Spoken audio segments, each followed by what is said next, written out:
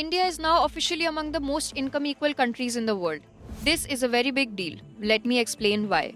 So, according to a new World Bank report, India ranks 4th globally on income equality.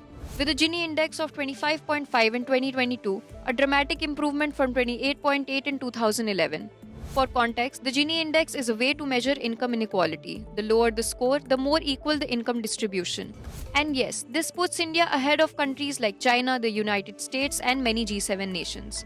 The World Bank credits this shift to a sharp decline in extreme poverty, thanks to targeted welfare programs and financial inclusion. The percentage of Indians living on less than $2.15 a day dropped from 16.2% in 2011 to 2012 to just 2.3% in 2022 to 23. How? Through schemes like Jan Dhan Yojana, which brought over 556 million people into the formal banking system, and the use of Aadhaar-enabled direct benefit transfers that have sent more than 3.48 lakh crore directly to beneficiaries' accounts.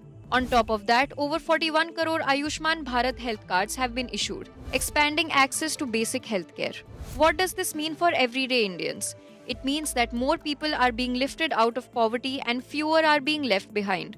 The rich to poor gap is shrinking, not just on paper but in real lives. And while there's still a long road ahead to tackle wealth inequality and job creation, the data shows India is taking serious steps towards inclusive growth.